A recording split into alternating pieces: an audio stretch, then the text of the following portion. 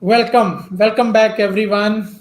Welcome to day two of our 7 days Microsoft Azure learning. And today is a day where we are going to talk about networking and specific about Microsoft Cloud Azure networking. And I have a couple of demos for you and a small presentation where I will try to explain about the networking, different feature, different components.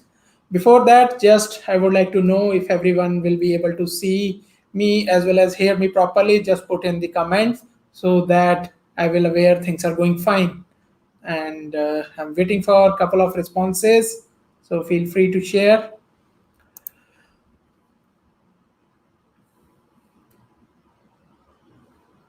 And I'm able to see that yes, it is going. And again, let's start it.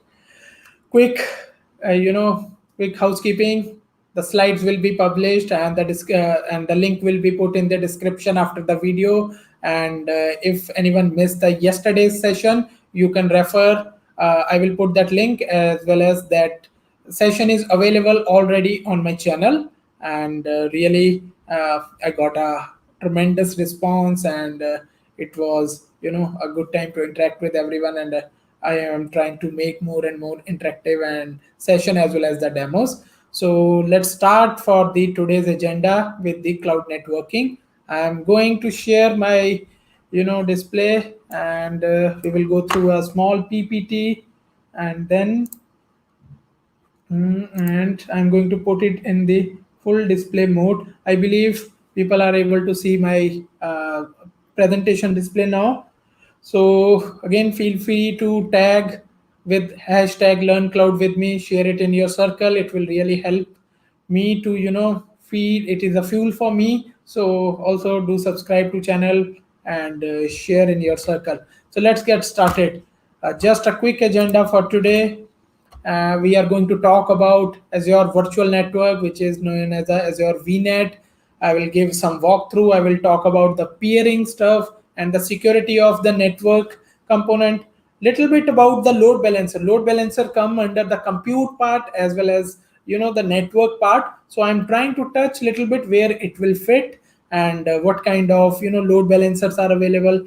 And the VPN is obviously very important because of we all heard about the multi-cloud, hybrid cloud, all such kind of things are going around us. So I will try to give you some information around that, and really it will help to set your foundation for the further learning. And as always, I will share a couple of sessions by Microsoft, I believe, which I personally watched and learned a lot of things from those sessions. I will try. I want that you should also learn, and you should watch and learn and try to clear your concepts. All right. So again, feel free to drop your questions, and I'm requesting that question need to be relevant with the agenda of the topic of a day. It will be really helpful for others, because if some question which will be related to the, let's say, the agenda for day 7 or day 5, it may we will obviously try to cover it on those specific days. That is why I create this 7 days syllabus like that. Okay, so what is VNet? What is Azure Virtual Network? I'm just going to cover this, these few pointers, and then I will take a pause and I will try to explain the thing. So this VNet is a isolated logical network. As yesterday I explained, everything is software defined, and everything is software defined, run on the API, REST based APIs. So VNet is something which is a base or the ground or the first step, I can say, for any cloud learning, any cloud migration, right? Just quickly to put a light on that, people talking about that cloud is not about a network, cloud is maybe a serverless. Everyone have its own definitions, all those things. But try to understand, even those serverless things are now somehow they are providing a feature that you, if you want to run those serverless functions into a specific network, so that it will be privately talk and all those things, these these serverless platforms are getting matured by any cloud provider, and networking is a foundation of any cloud platform and provider, right? So don't ignore this part. This is the first step to learn, first step to clear, because creating a VM, creating a storage, all these things, at for the demo purpose, for the learning purpose is much easy. But when it come down to the production level discussion and all those topic, then the first step and for most important is your network design. If your network design is not clear, regardless of whether you create the awesome VM structures or serverless or Kubernetes or maybe endless thing which you can think, right? But if anything is messed at a network foundation, then nothing gonna work properly. Lot of complexity will be there, lot of time going to happen in the troubleshooting.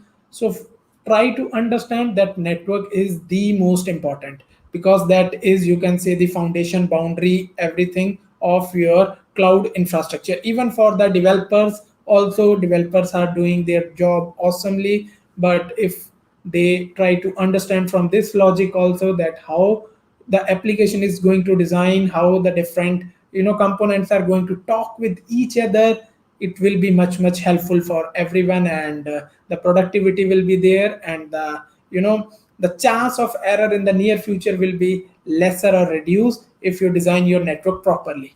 So coming to the Azure VNet, it's an isolated logical software defined network. Like you will get, as I mentioned yesterday, that is a software defined, and you will have you will interacted with the control plane and the data plane. It will trigger some behind the scene magic happen from the Microsoft side, and your infrastructure spin up, and whatever the service you are going to try, that will spin up.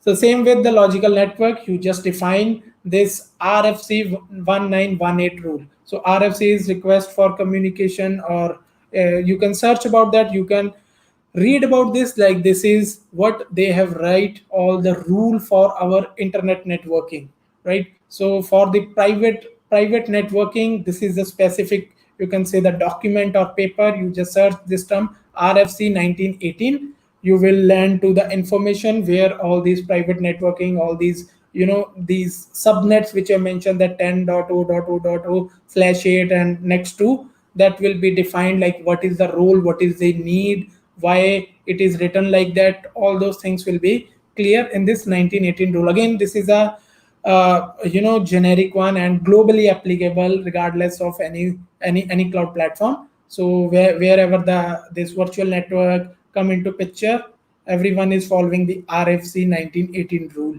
right? And just to highlight, if the network professionals are here, it is always sometime easily, like we can say, yeah, it is the same networking, right? What is the on premises, and especially if you talk with any experienced network professional who are dealing in the networking, let's say from last 2 decade, right?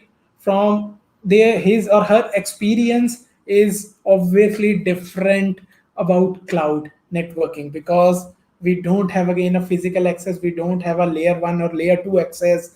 Important thing is cloud don't support multicast and broadcast. These are the key important point which you can make a note of, right? Maybe there are some, you can say, workaround, and some kind of solutions are there, but on the out of the box, these things are maybe from the initial day of cloud networking, it was not possible. Some solutions are there. I even interacted and work to design such kind of solution, like let's say the multicast required, and some other cloud platform also released something which supports the multicast, right? But at this point of time in Microsoft Azure and virtual net VNet, the multicast and broadcast is not supported. So make sure that you just aware about all these terms. Even for the students, I believe if you've gone through your network subject in any of your curriculum and academics, these kind of things are very common. But practically when we started doing, we will start learning about the implementation, the if and buts of all these things.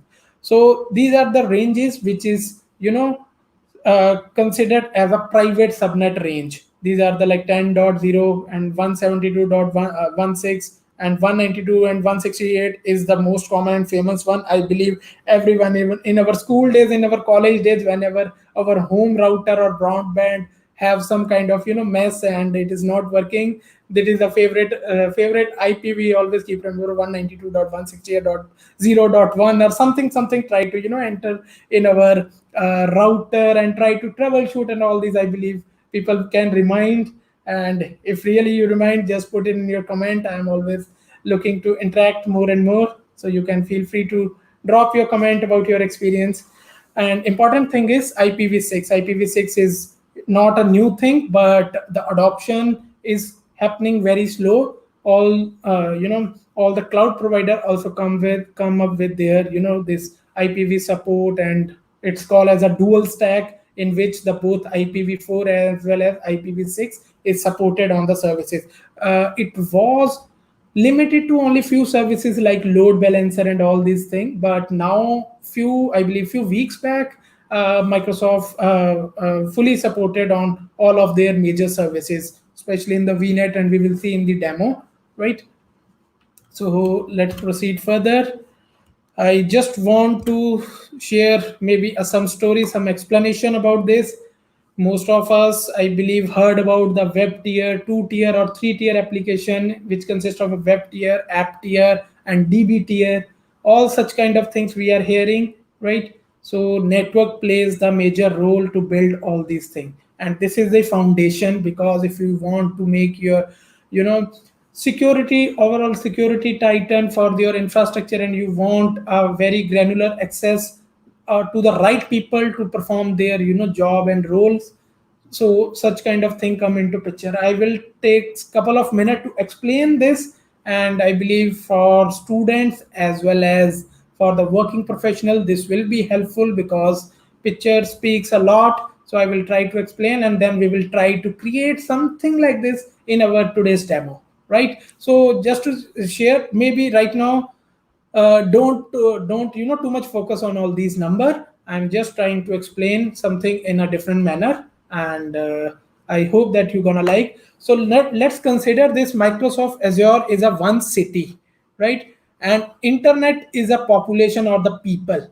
and this is your society building, which is covered by the boundary, right? In your society building you have two blocks. Let's say this is the block A and block B, right? And this is the main entrance gate of your society, right? And even at your block level you have some kind of another round of boundary, like maybe let's say guard is sitting and asking like who want whether this you are living in this block or this block, right? Something like this, try to imagine, right? So these are also locked by its own boundaries. So only way to go to, let's say, this block B is via block A. Now consider this all white area is our will of gardening, right? And we have trees and gardens, and only way to go to block B from the this thing main entrance is via block A. But this block B going from A to B is something is very tightened, and there is only a specific path, and let's say the footpath is created. We can't go to this grassy stuff. Footpath is created, but now this is just a story. But actual something is in the networking world, the request will happen at till this layer, and this layer will initiate, like this block A will initiate request to this block B or this layer. Now try to imagine, like I'm trying to simplify from my way, like even I try to understand in that way, like we are living in a society and we have these multiple blocks, and this is here I'm showing only block A, block B, but it can be multiple of anything, and how each and everything is connected. That is where all the networking and nitty gritty supported feature come into picture, which we will talk in our maybe in demo, as well as maybe a few slides are there, right? I hope like I'm able to put some kind of scenario in your mind. Now give, like, this is your building name, this is the block specific name, and this is another block specific name, which will resemble this overall building name. Something, try to imagine, try to put this idea in your mind. You are going to play in the restricted building, right? And obviously for a human, creating a connection here to here may be something different, but yeah, in the world of networking, the connection will happen from this open gate to the wherever we allowed. And how this backend or the the other block will connect with this, again depend upon the logic and little bit on the technical term of the firewall rules, right? The routing, all these come into picture, and these things play the major role. And most of the thing happen, misconfiguration especially happened at the firewall configuration as well as the routing configuration or user defined routes. All those technical terms are here, which we are going to explore, right? Let's move further. And again, guys, feel free to tweet, feel free to share in your circle. Right. I'm going to now very specific to Microsoft Azure because today I want to complete the presentation quickly and will focus more on the demo part. Right. So once you will create this network, you need to create, again, let's refer to this thing. It is known as the overall building design. It is called as a some VNet range, right? We need to define this VNet range, and we need to break that VNet range, which is called in the networking term subnets.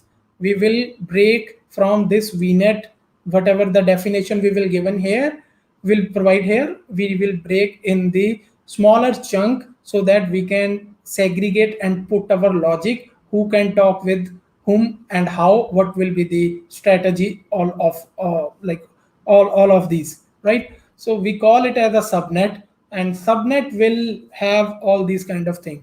I'm not, maybe a little bit, for a minute I would like to talk about the binary. I believe we all work on the binary. IP consists of a 32 bits, or that 4 octet, which consists of all the zero and ones of binary, where the ones are, that are the uh, that are the network owned or network addresses, and zeros are the host addresses. Like zeros are those number which we can use, and which we can utilize to build our this virtual machines and all other infrastructure. So subnets, again, you can refer, you can make a note and try to learn it from your side. It's a very common topic and subject, and easily available.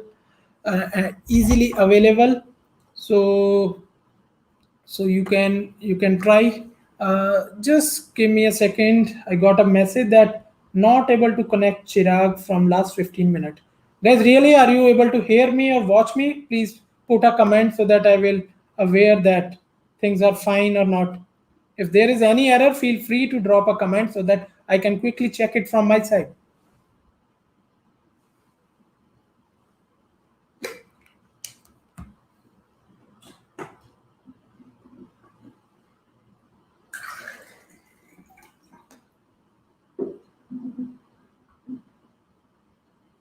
Is everything fine?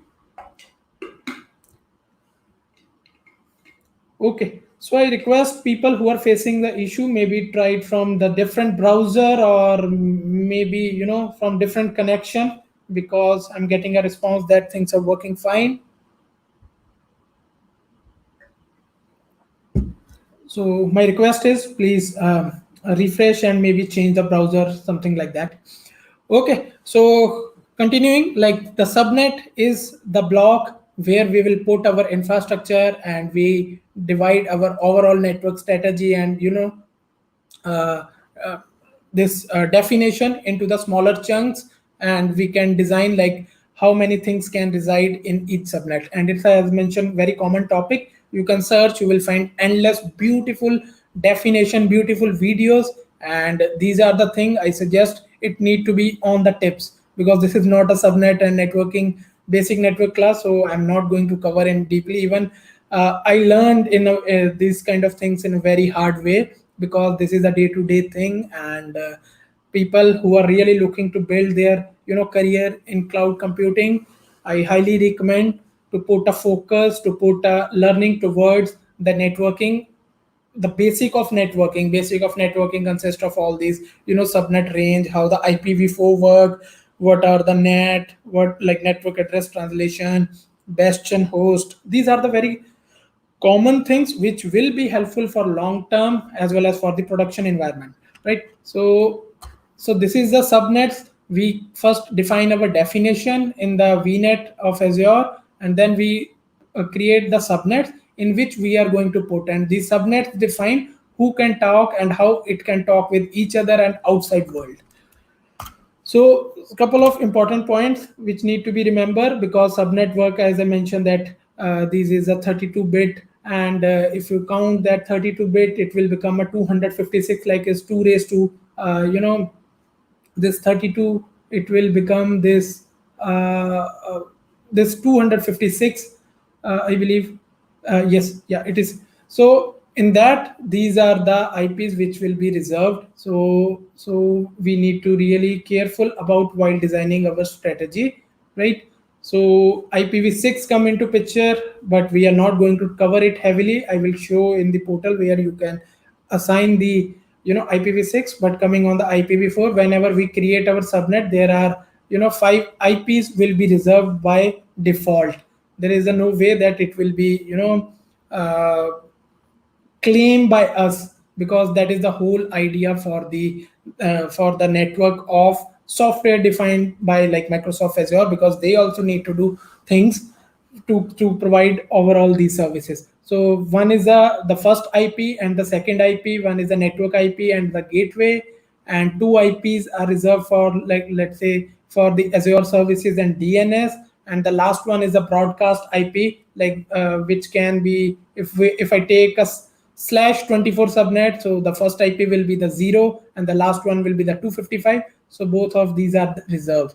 So keep remember, 5 IPs are reserved. And in the next point, it is something that how biggest and how smallest subnet we can create. /8 is like the first octet will reserve for the network, and for the next three octet, which become like a 24, is left for our host. So then if we go with the /8, which is a very bigger, we will have then 16 million, more than 16 million IPs to use. Again, these are the private IPs. It's not a publicly routable or internet routable. That is where that RFC 1918 come into picture. Again, feel free to read. Lot of good documentation and logics are provided there, right? So this /8 will give us, like, if we create a subnet or our network, and then we started distributing and cutting in a smaller piece, we can have around this 16 million IPs, or more than that. I don't know the exact number, but yeah, 16 million, some 100,000 are there, right? And then /29 is the smallest one. It can be /30 and 31. Why not, people will ask? Because of these 5 reserved IPs. Now just count, like, again, it is just that kind of binary. If let's 2 raised to 0 is a 1, so that we will get only 1 IP. 2 raised to 1 is a 2 or 1, and 2 raised to 2 4, and 2 raised to 3 is 8. Just try to work around that. This is that small binary calculation which we learned, right? So if we do 2 raised to 3, or let's say 32 minus 3 is 29, right? 2 raised to 3 is 8 IP. From 8, these 5 will be reserved. So only we will have 3 usable IP. So that is why it's /29. If you even try /30, then the room of IP is 4. But in 4, for creating a subnet, Microsoft is reserving this 5 IP. So I believe you got the logic, right? It's all about this mathematical calculation. Apart from there, these are couple of IPs which, if you are going to learn and work on, especially the examination part for any of the architect, as well as the security, these kind of things will be helpful. You need to know, like, what things are not available or we can't use. You can search about that. Again, the multicast and broadcast, loop back and link local, all these things are easily available in the documentation. And last one is a very important IP, that is, even most of the people I found, like, missed about this thing. And even it happened with me also. That is how even I am learning, like, I found a problem, then the solution is somehow there from the documentation or from others experience, right? So this is specific IP which is reserved by Microsoft for their services. Simply giving you, let's say you want to install some kind of Microsoft monitoring agent in your virtual machine. So it need to talk with that Microsoft control plane so that it can give a data, and you will be able to see in your portal something. Giving you example, it is connected with many of the Microsoft services, where like a encryption service, which is key vault, all those things. So if these IP is, let's say, we we are not whitelisting, even it is nowadays the feature come into the portal by default, it is there, or it will added in there, you can say the logic while creation, but still it is something which will be helpful for troubleshooting. Like if you found that, let's say, your monitoring agent is not able to talk with your control plane and you are not able to see the data, so maybe this can be the one reason. So feel free to note down this 168.63.129.16/32. Again, I just mentioned that. And coming on the peering is now coming to our example of our society. Let's say we have a one society at a one place, location A, and maybe a same builder want to have a building a build a new society in location B, right? And but they want some kind of, maybe let's say some idea came into mind that builder wants a connectivity of the both building internally via tunnel, let's say some underground tunnel, some idea. Maybe try to think from that builder come with the idea, okay, the people of building A and B can easily take a route from that my underground tunnel, regardless of whatever money I will put to create underground tunnel, but they don't need to be go out on road to travel. Just imagine now, right? That is what the peering is. Like the building one can be connected to the building two privately, right? Here it comes with the network. A network one can be connected to network two privately, not the public routable. It's a private Microsoft backbone. As yesterday I explained about the region and the infrastructure, and the Microsoft own their network cables. So this apply here. So it will talk privately from that tunnel. I hope that people will be able to imagine this thing in the idea of the buildings. Now the condition is no overlapping of IP ranges. So now take this it as a both two address of the building will not same, because let's say location one will have obviously some different area or geography or the building address or pin code. The same with building B, it will have a different geography and pin code. So that is the meaning of the, like, now convert into a technical term of a networking, like no overlapping of IP ranges while peering will allowed. I will cover the IPsec tunnel in a minute, right? So now try to understand, try to imagine like how these things are working. The IPsec tunnel is in the common world VPN. We all use VPN somehow to connect, maybe to our private network, maybe to some kind of application privately, and we have a VPN client in our mobile phone, as well as in our offices we are using. The same with IPsec tunnel, it is adding a part of hybrid connectivity. Let's say my application is running on cloud, but my database is running on premises. Just like a maybe 10,000 feet scenario I'm sharing, that application need to talk with database, and now the database is a very mission critical and sensitive. We can't expose it on a public internet, otherwise very nice people outside the world, they can scan and they can do some nasty stuff. So there we've come into the picture of the technology or the idea of VPN, which works this IP security tunnel, right? So we can create this IP secure tunnel from our, let's say, our location, from office A to the Microsoft Azure region, even in the US one, even in the Singapore one, even in the Australia one, all those things.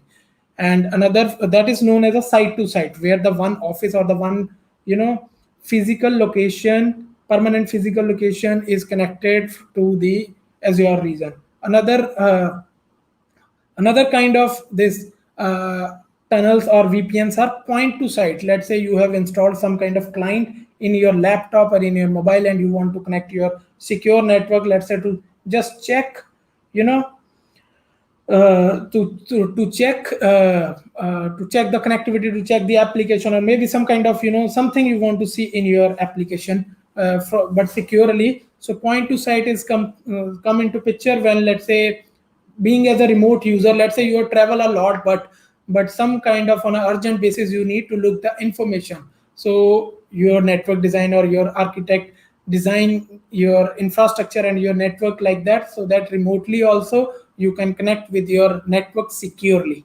right? So keep these points in your notepad, in your mind. These will be really helpful, right? Site to site VPN as well as point to site VPN, right? So load balancers are something which is helping to talk about, to to get a flexibility of scaling and all those auto scaling. This is a very common word when we talk about cloud.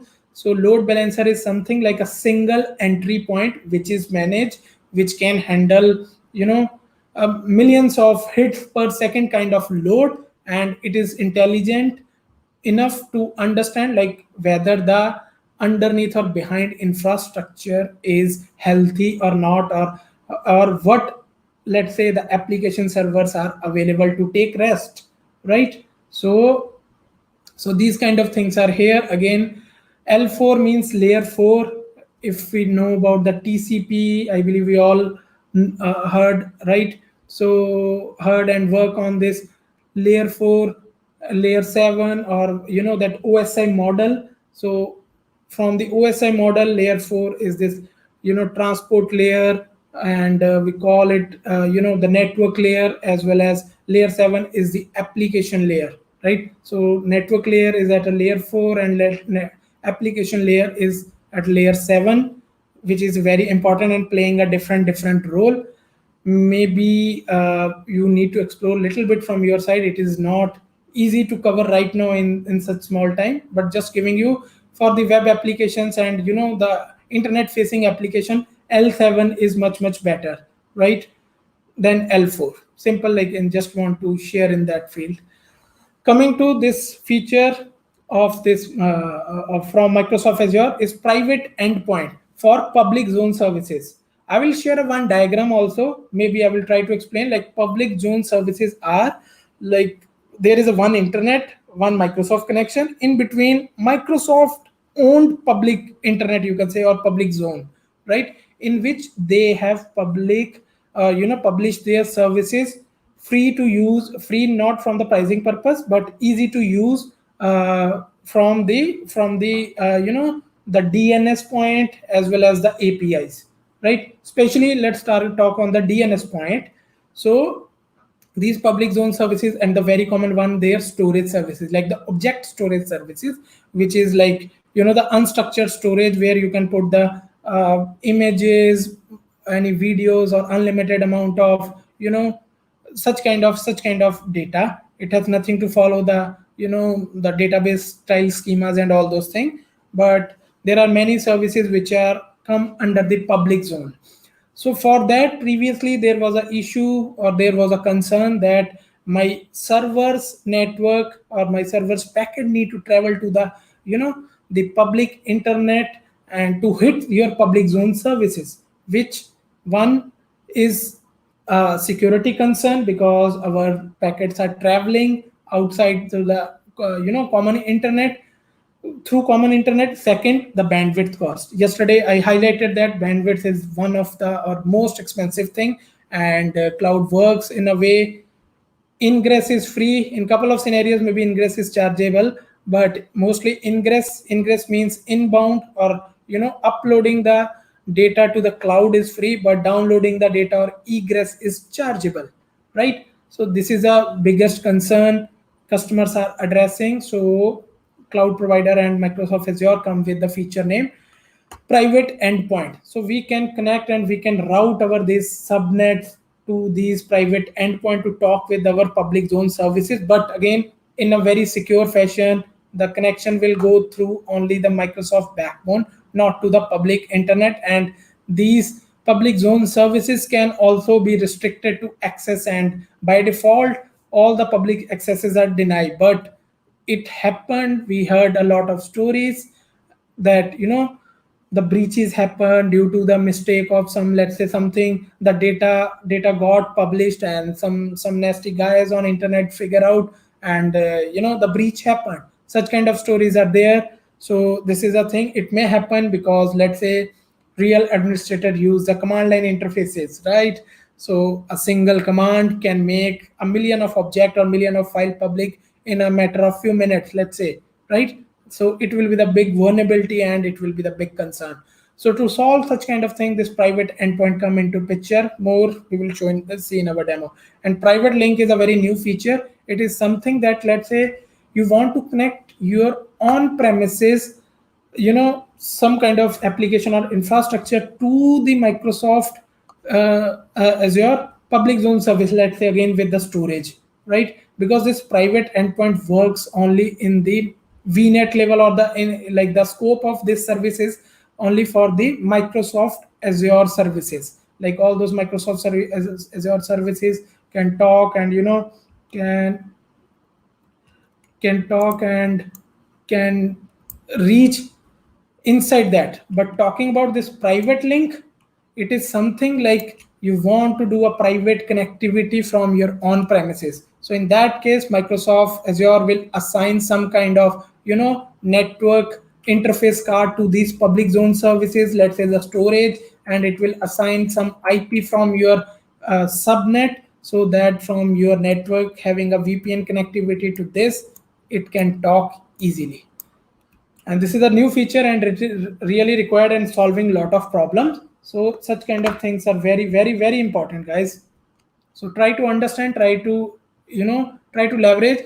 Due to the cloud platform, it is very easy to use, but trust me, guys, it is gonna a very big subject and it is really interesting, and I'm very fascinating about networking. I am trying to do a lot of things, trying to figure out like how things can connected each other, how one thing will talk with other. I'm also playing like that, right?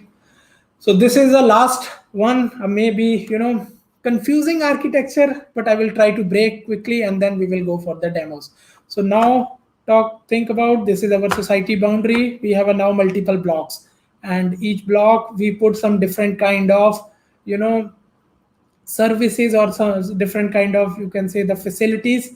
So and these can talk only from a very specific logic, right? Like this data tier can only talk or can be accessible only from the business tier and web tier, and the business tier can be only accessible from the this business tier can be only accessible from the web tier, and web tier is a publicly available through this L7 load balancer. So application gateway is the name of that service, which is L7 load balancer, and people will see only this as an entry point, right? So the user will hit here from the DNS, let's say www.example.com, or even like any blog or any website, it will hit here. This L7 will distribute the thing, the request or the logic from the application code will happen, the database query will happen, and we will see our end result in browser. That is for from the user perspective. Now coming from the developer perspective, developer want to access this, like developer want to, let's say, access this thing known as a database tier, and some database is there. So but developer need to also have a secure access. If there is no VPN in this scenario, we are not taking a VPN, because again for the VPN, lot of practice, lot of bandwidth, all these things are required. That is where the beautiful thing known as jump box or bastion host come into picture. It is something that it is putting in its own DMZ, demilitarized zone.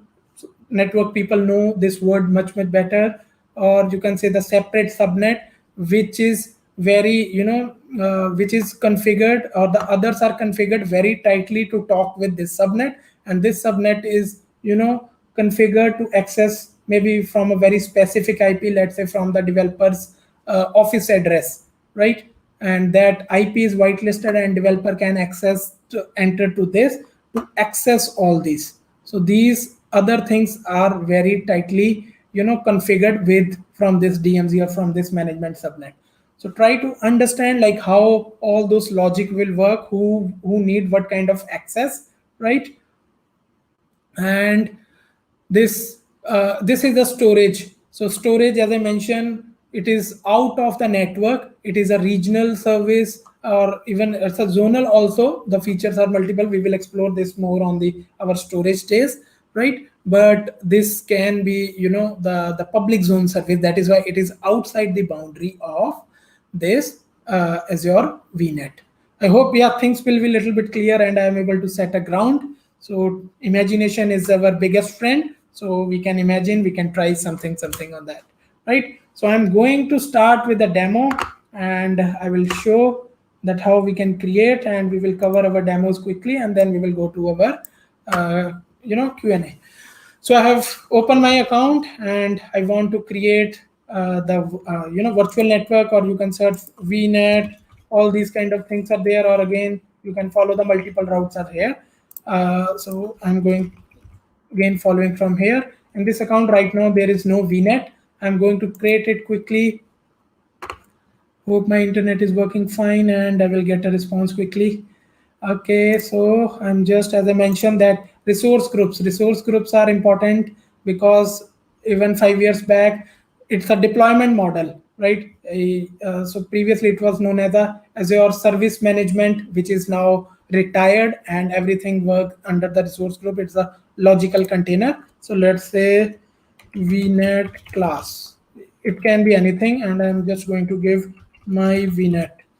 And again, we can choose a location that is a free of cost service, and you can create in all the available region which will be available in your subscription. And as I mentioned, if this is not enabled, you can refer to the resource provider in subscription settings, right? So here it is asking like what kind of address space we want. So let's say by default it is taking this. If I don't want, let's say I want to modify like 10.10.0.0.16. I don't want, maybe not this much bigger, but maybe little bit smaller, right? So this is my overall VNet boundary, not the subnet boundary. Subnet need to be broken here, because if the VNet is only available, the 250, 56 IPs, so you can't create the 255 multiple subnet of same. Like that 255 need to be subdivided into the smaller chunk, which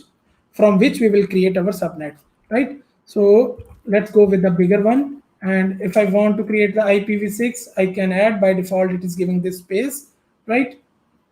So I'm okay with that. I'm not going to do any IPv6 right now, but just to show the feature is now available, you can add. By default it is taking. If you are really interested and aware about IPv6, feel free to play, and your application will be IPv6 enable, or your virtual machine will be IPv6 enable.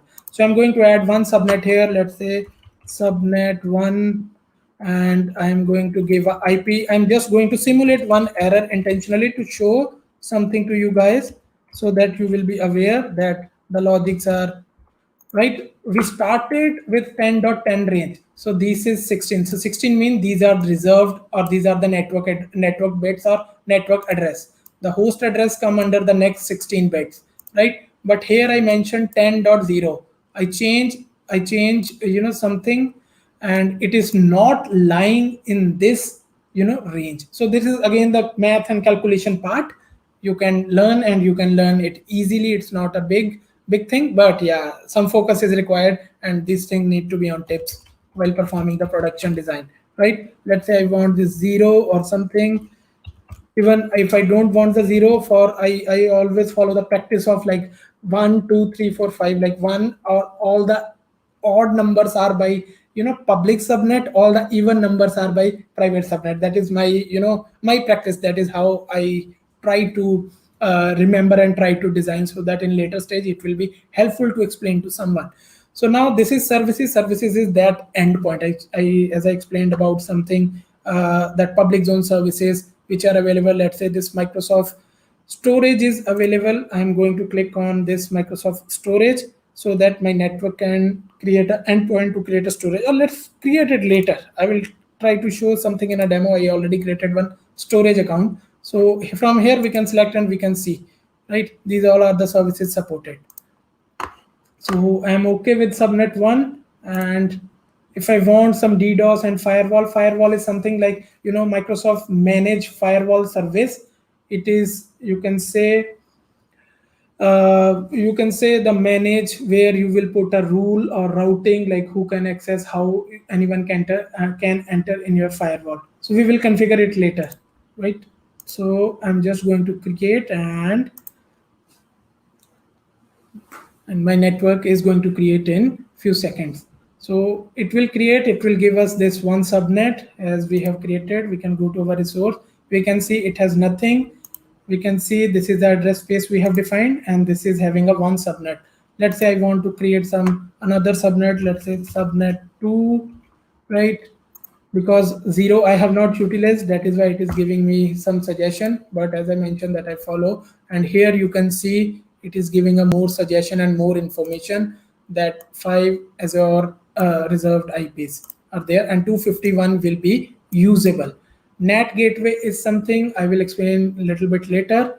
Network security group is, you can say, software based firewall, right? So software based firewall, it will be connected to your network interface card or VNIC, virtual network interface card, which will be connected to our virtual machines, right? So tomorrow we are going to cover that topic, and I will explain more on that tomorrow, like how the VNIC work and what kind of feature and properties are there. So you can see while creating the second subnet, we see more option. Route is routing table. We are going to cover this in couple of minutes, right? And services are the same service. And again, delegates are some kind of another, specific services are there, which is required a dedicated, subnet. So Microsoft is giving this option that if we want to dedicated this subnet to those kind of services. I'm just going to add this. I'm not going to use any NAT gateway right now. Network security group we will create, and and more. This will cover under the compute part tomorrow. So route table we will surely going to focus, right? Important, just maybe two important thing. If you want to create the Microsoft provided managed virtual appliance, or the virtual appliance or the service name is Azure Firewall, which is a network virtual appliance but is fully managed.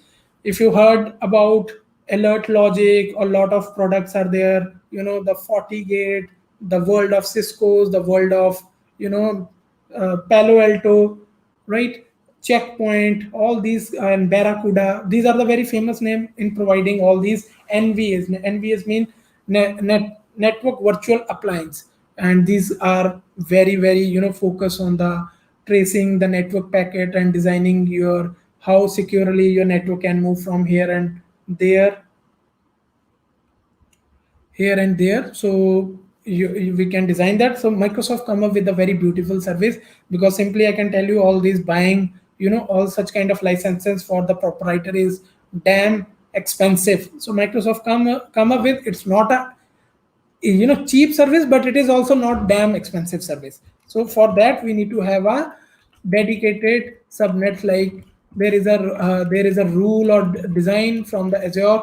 It's something we need to create it like that. It must be named like that, Azure Firewall Subnet. More we will cover on our security day, but I'm just showing like it is something we need to follow. And while designing we need to aware, we can't put that firewall service in our subnet 1 or subnet 2, right? The same with the bastion. I mentioned that the a secure demilitarized zone from where we can enter and access our internal environment, something like that. I believe uh, you got the point, guys, right? So now our subnets are created, but what we can do, we have not performed anything, we have not done any kind of routing or anything. Now let's quickly create a VM, and then I believe things will be much better. VM deeply we will cover tomorrow, maybe. Yeah, so let's go, and I'm going to follow. This is our VNet class. I'm just going to give a name, Chirag. I'm okay with that. I don't want this. I'm okay with size. I'm going to do it as a password base. Guys, this is not a secure method, but showing a demo. I'm just quickly doing this. So I'm okay with this. Password confirmed. I'm going to allow. Right now, let's don't allow anything. There, I will show the value of network here. Right, disk is fine. We are going to select our my VNet which we created. We are going to select any of the subnet, because we have not specified which subnet is public, which subnet is private. So let's now started imagining that subnet 1 is our public one, right? I want that this machine will have a IP. So I'm going to do not going to play with any of these. No, no, all those things. Okay. Tomorrow we are going to explore this, so stay tuned for the tomorrow session on VM part, because VM itself a very big, topic, and it has a lot of things to learn to and explore. So I'm just going to quickly create this and hope the validation will pass. I have not missed any step in this quick demo. It is taking a couple of seconds, so let it be.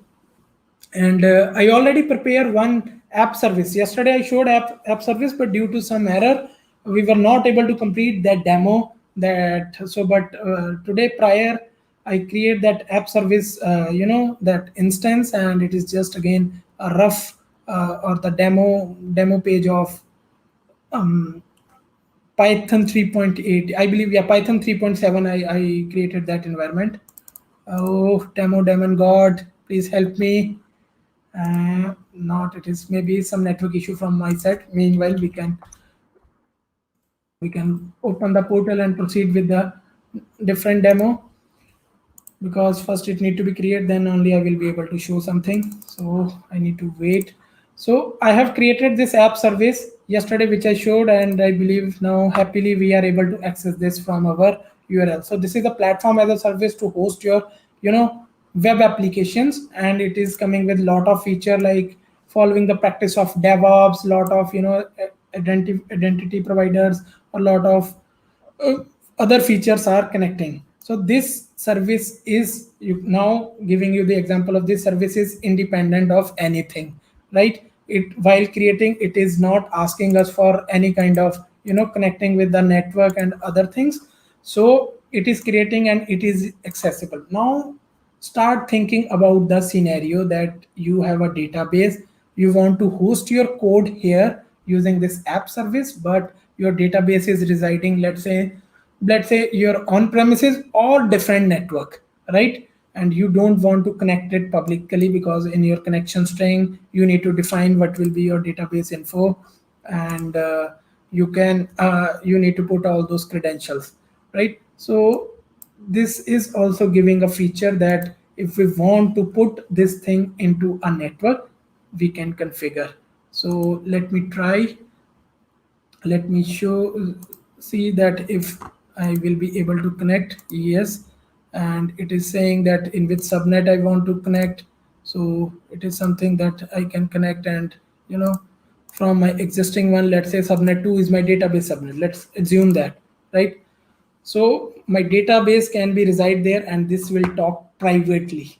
So these are small features, where the networking will make huge difference, and it will try to add the value, like how this thing will work. And you can see it will took some IP, some address space, and it is showing our, you know the range. Right now I have not created any database, but I believe the idea is that you should try it is as a homework. You should try, even I believe from yesterday you have created your account and start doing an exploration from your side. So these kind of things are really helpful to understand about a platform, because realistically I'm getting a lot of messagings, people asking, okay, I have signed up, but what I can do, or I am preparing for the certification exam, what I can do.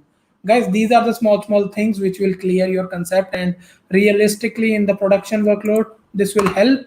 And this will help to understand like where all these things are come into picture, and how everything is connected.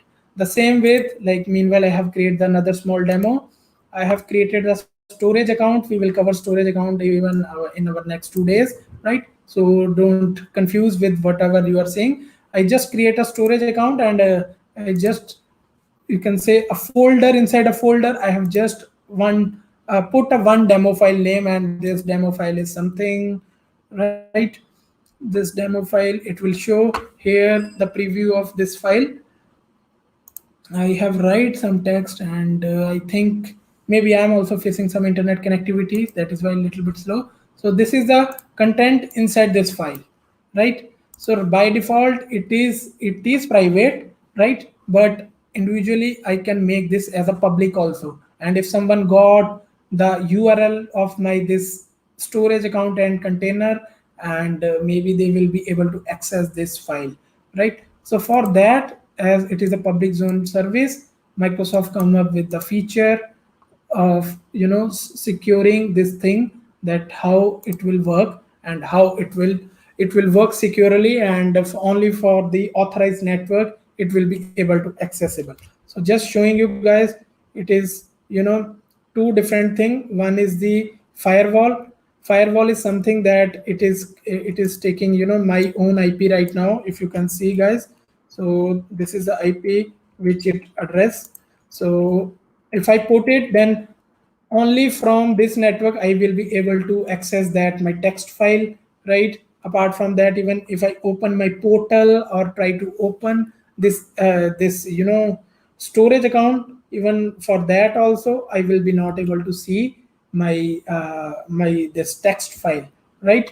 So but we are talking with the network because we want that our network virtual machine can talk with our this thing securely, our storage account and our storage account securely. So I'm just going to create this thing, and I want my every subnet can create. So there you can see it will give the feature of that security, the private tunneling and everything. Now the files will be only accessible to this account, right?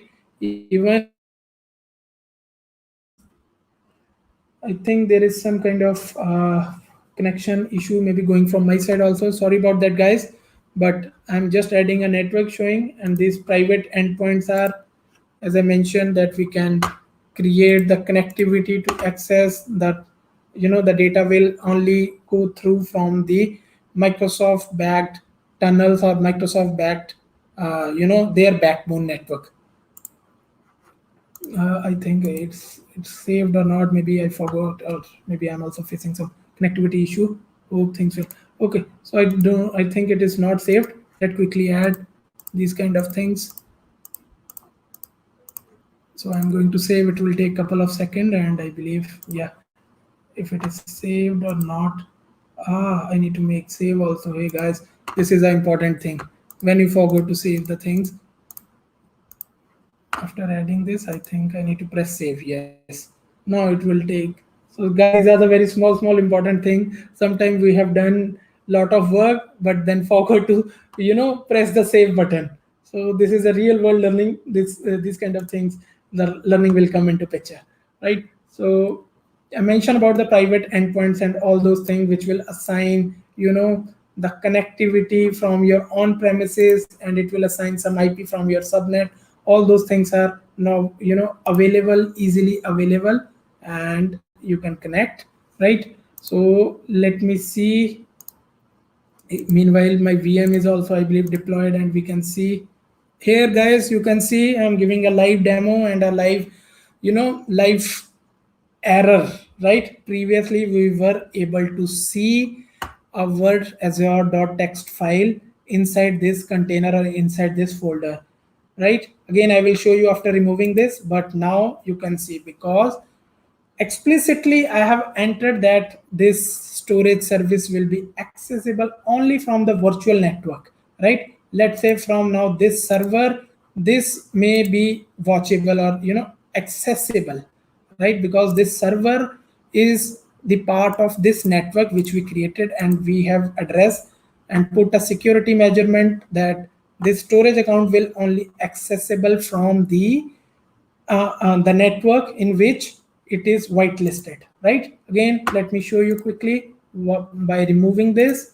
Let's say I want to access it from everywhere. It will take couple of seconds, and we will be able to see our that Azure demo text file, right? Let it be, let it be updated. Meanwhile, let's see what is the status of you know our virtual machine. Here you can see in the networking, we will by default, each of every virtual machine will get a private IP from the subnet of a network in which we define. Public IP again is in our hand whether we want to assign or not, but private IP will surely be there. That is an important part, and we will cover more on this side. tomorrow in our compute class. Now let's see, this storage thing is saved, and let me see. Oh, if demo daemon will help us. All right, guys. Hope maybe the concept is little bit clear. I am able to give more light on that part, right? So, so this is how the networking plays a major role to give you a control of each and everything. And the same with that, the first example of, the application is hosted on the app service and your database is hosted in the different subnet and how you can access. So this is my application service. I don't have anything specific on this, so that is why I will not able to show any database, live database connectivity. But this URL is live and even you can ping on that. Okay, so now coming to the demo of this, let's cover a little bit on the networking part here, right? Because this is something which really show us lot of thing. There are a lot of feature, maybe network security group. You heard security groups are, you can say, the software defined firewall which will be connected to NIC by default. All these things maybe first time bit confusing, but before that I just want to showcase one thing. If this really work. Hope, yes, I believe this will work, and this will show something very important. As I mentioned about, remember guys, I mentioned about something that Microsoft own couple of IPs from which their services are running. I believe we can download and it will show the list of all those things, how the internal Microsoft services are connected and how they are working with each other. So there are a lot of information we can gather, right? So I highly recommend to explore it from your side. You will get lot and lot of idea that how all these things are connected with each other and how these are bridging the gap of whatever we are trying to see. Again, the lot of feature like the topology, if we want to see however things are connected, it is some graphical you know uh, view that how, like this is, as I mentioned, that we have put our VM in our subnet 1 and it is the part of our the VNet of name, my VNet. This is the virtual machine name, this is the security group logo, and this is the IP logo. So let's say we want to explore the security group, it will show that by default everything is blocked. The lower the priority, the lower the number, the higher the priority. That is the logic. By default, these are placed by the Microsoft. We can't delete or update and all these things, but we can override by putting our own rules. So let me show you something quickly about, because we have not opened the port 22. Let's see if we will be able to access it via our SSH client. Let me open my SSH client quickly. I have opened my VS Code, because yes, I am also loving VS Code. Even I'm not typing, I'm not a regular coder, but yes, it is working. So I have put a username of Chirag at the rate. I have copied the IP. Let's see if I will be able to enter into this VM or not, because while creating we have not assigned this thing, the port 22, which is required to do the SSH part. So let's do that thing now. Let's see how our things are connected here, and how our things are connected. And I believe it is showing the error that your connection timeout and we will not able to connect. So let's go to this thing. So inbound rules are like which is required to enter the traffic into the Azure network, right? Outbound is from the Azure network services to going out to internet. So let me quickly add some inbound port rule here, like source port, anything, destination port 22. It's a TCP. I'm going just SSH. Okay, sorry, priority, as I mentioned, it need to be, it vary from 100 to 4096. So you can put any number like 100, starting from 100, 110, 200, right? So it will evaluate according to the number. So 100 is the most priority or the first rule which will evaluate. So make sure you need to aware that for which rule or which port you are putting the priority number. It can lead, or it can even disrupt your overall this firewall rules also. So I believe the rule is created again. Hope for the best from demo demon, and hope we will get some kind of entry here. I believe guys you are able to see that after adding that port 22 rule, I'm able to enter into my VM, right? So this is a just small security feature I have just shown, that it can be connected easily, and I am into now my VM which is hosted, and this is you can see, you know, this is Ubuntu 18, not my local Windows system. It is Ubuntu 18. Hope this will clear a couple of other doubts, like how we created, how these feature will come into picture. Important part is these are stateful and stateless. These are, go side by side. Lot of confusion are there. Even I had a lot of hard time to understand about all this. So simply stateful is something that if a port is open in a stateful, right, so surely it will go, it will, give a response back through the same port, something like that. Try to understand, like something, or maybe ephemeral port, but the response will surely go through, regardless of even your output port is have that rule or not that rule. Even you can see in the output port rules, we don't add any kind of, 22 SSH rule. I just added in the inbound port rule, and I was able to access my instance. So something, you just make a note, try to learn something from your side. It will really helpful to clear the concepts around all these things, right? So load balancer, as I mentioned, that there are L7, L4. We can obviously cover more in tomorrow with the compute. I will create some demo to show some kind of, scalings and all those things. So the network part, I believe this is the basic which anyone need to know. Now coming to the route. Route tables are important. Okay, by default it is not created anything. That is why I am able directly to see only whitelisting the port. I am able to, enter into this subnet. So route table is something, let me explain that how the connectivity internally as well as with the outside, the VPNs and all those things will work. So from here, let me see with my subnet 1 if it is connected. It is not connected with any route table. Let's create route table from scratch and then connect it with our subnet 1. So this will be the last demo. After that we will go through the some question answers. Hope this demo will work. Oh man, I'm not today lucky enough facing some such kind of issues that.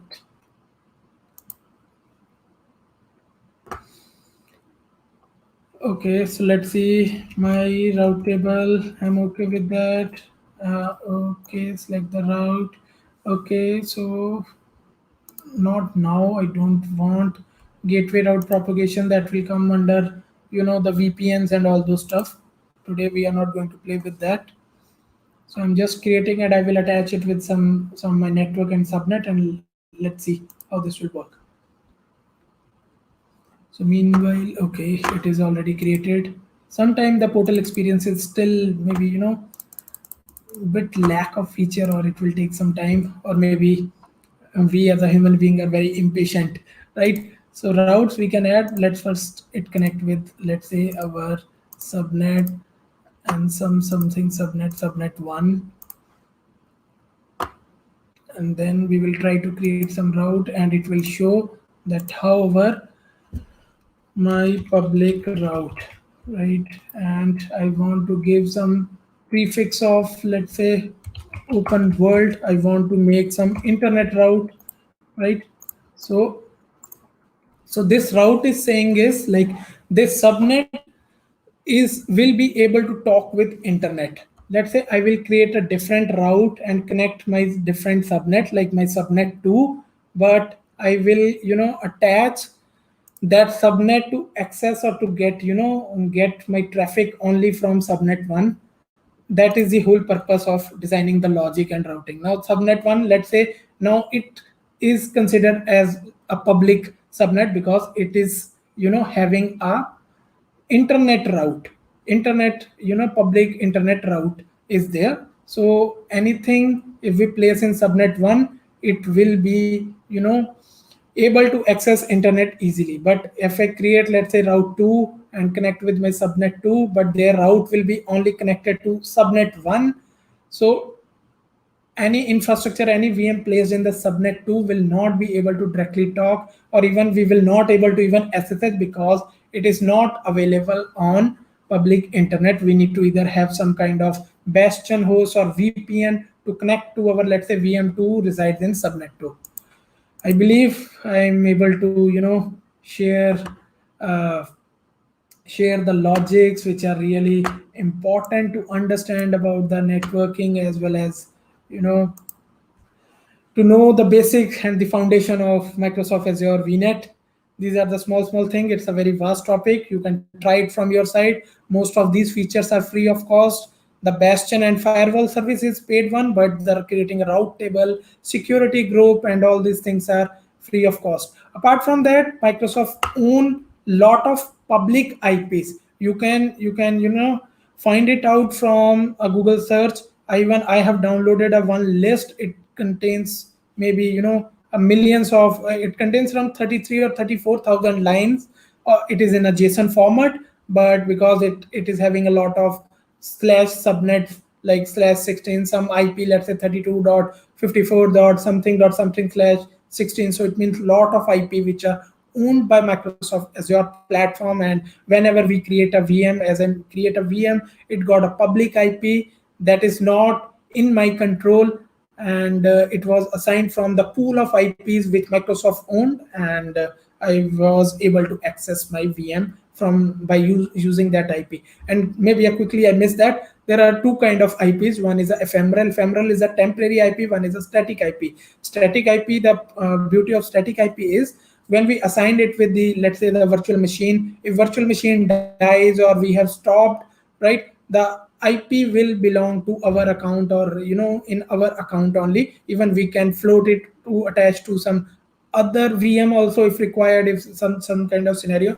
But in the case of ephemeral IP, there is no guarantee that once you stop and start, the IP will remain same. It may happen that your IP will be connected with your DNS, and it's again a complex and a lot of pain to change your DNS address every day, so that your domain will propagate to the IP where your application are hosted.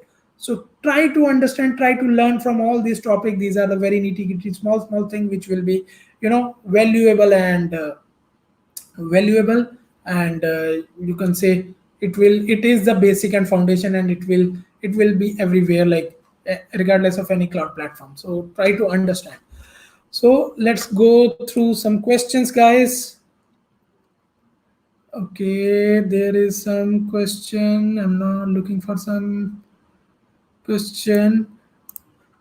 Mayank is asking, two different VNet can communicate by peering. Yes, regardless, the condition is the address space need to be different. As I mentioned in my example, the two address, because two locations are different, so two pin codes are different, and so the same apply here, right? If there will be any overlapping, the peering will not establish. It will throw an error, right?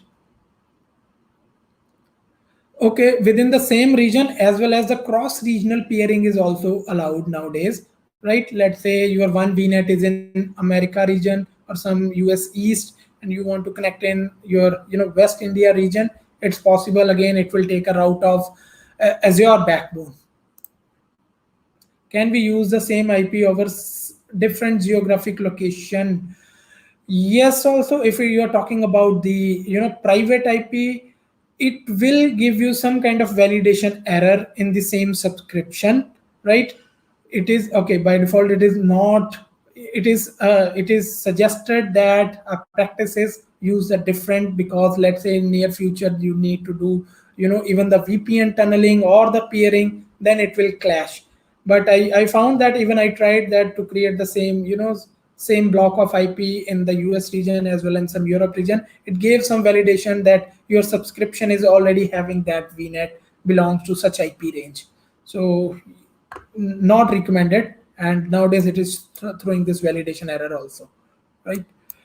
uh, It means a different VNet can communicate in different region by VPN gateway. Yes, it can communicate.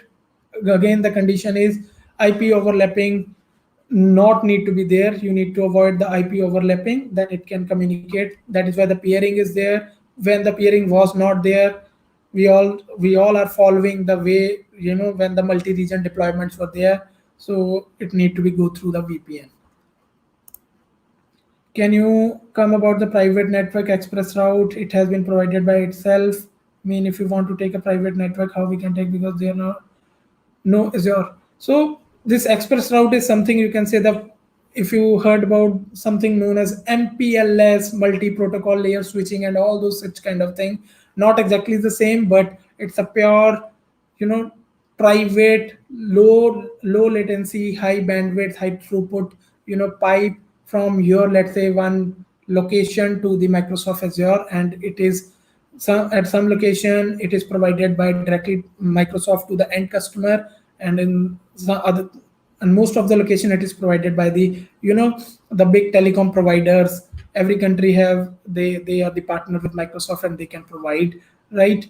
So if you want to take a private connectivity, if the dark fiber or all this directly not available in your area, then you can seek a partner. Help partner even can give you, uh, maybe the sub gigabit kind of bandwidth in much lesser cost, because getting directly from Microsoft, it will be, I believe, started from minimum of 1 gigabyte or gigabit, right? 1 gigabit and 10 or something more than that, and combined even 200 gigabit something. These things are available, so you can figure it out, like what kind of provider or who the telecom provider is providing, or everything is given beautifully in the documentation. You can create, you can refer the documentation to see that if that provider, the available provider, is providing the connectivity to your desired location or not. Creation VNet on free zone. Not clear about Anand Kumar. If you ask about, yes, VNet creation is a free. It is nothing to do with the free tier, but yeah, there is some limits that how many VNets you can create. You can check in your subscription, and it's a soft limit. You can raise a case. You can, give your use case, and you will get your idea that that the incremental of the VNets, right? Ashok is asking gateway versus load balancer. Again, depend upon if you want, you are talking with the application only, the HTTPS, right? So the layer 7 application gateway works better because your SSL will be terminate at that layer, and the new connection will establish, and all these kind of features are easily there, because the upper the layer, the more connectivity you can provide. Just simply try to understand, your connection need to enter, hit on the load balancer, and it need to travel, some down layers, which will add, let's say, some kind of latency. Maybe it will be very negligible, but try to just simulate. And for the layer 4.7, the different use cases are there. Layer 7 only support port 80 and port 443, right? But layer 4 can be the multiple, the other ports which are not supposed to be on that part, at layer 7. So you can, again, depend upon the use case, depend upon your criteria, it can be used, right? Three subnet type can be secure subnet. Again, the terminology may be different, right? Usually we call public, private, subnet, and demilitarized zone. So everyone has this own, the way of learn and way to present. So yes, you can take this. I would suggest changing your this, maybe. Okay, I think I may be really sorry I didn't saw at that time. I think maybe right now you are able to see, right? Why we are not able to use debit card? Really, I am not a right person to answer that. I have used a debit card and my account is really working.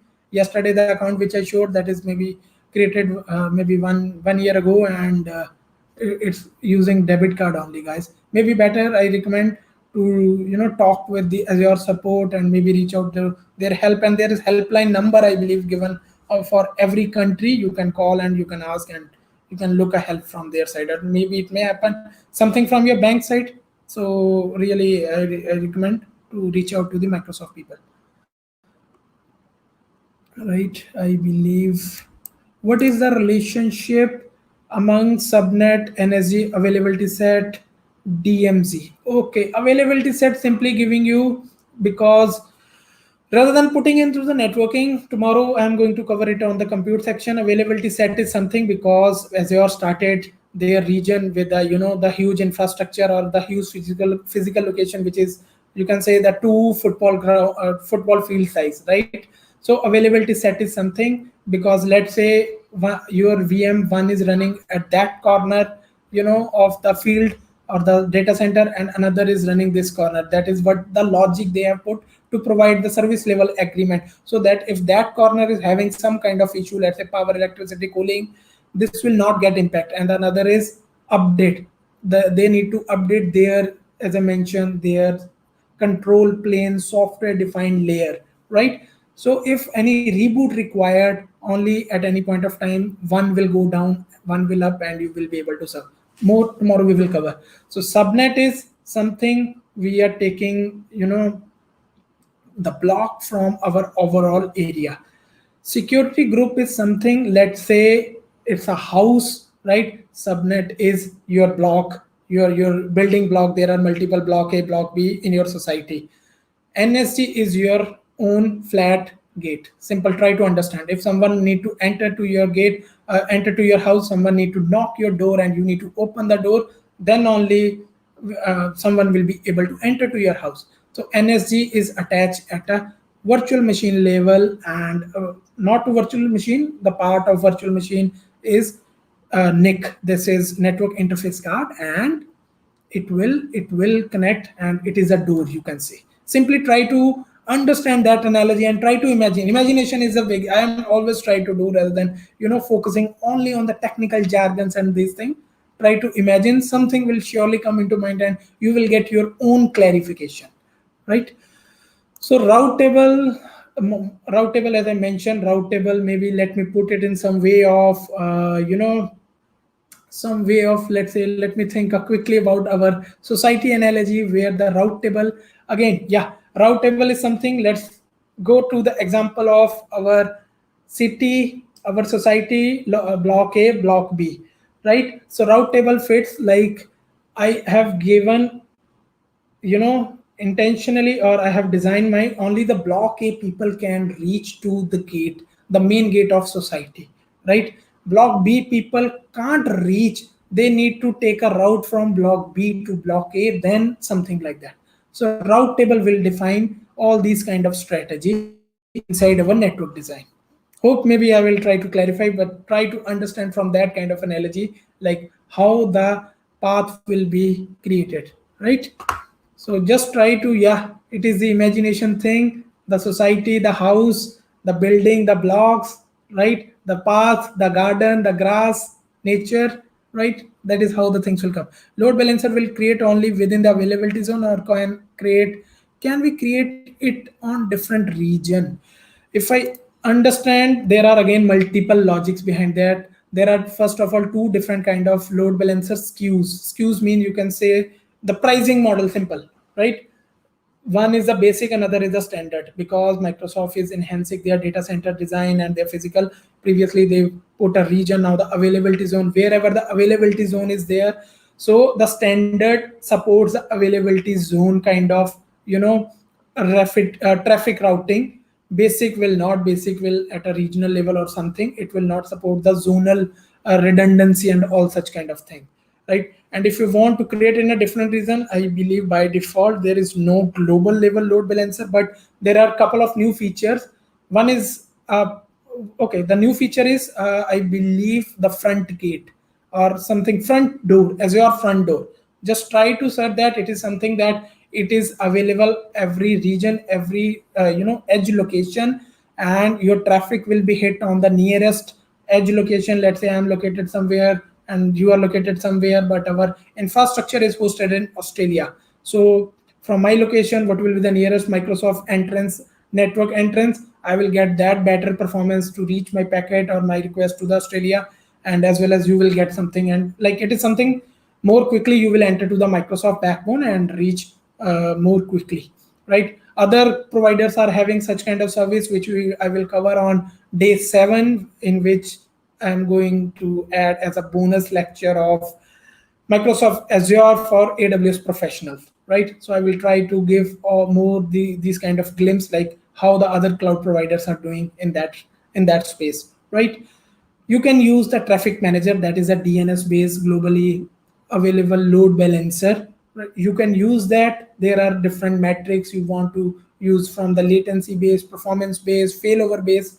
Just explore. It is not a new service. It is maybe available from 7 to 8 year or maybe more than that. I used it personally many times and deployed in the production environment. So you can utilize all such kind of services.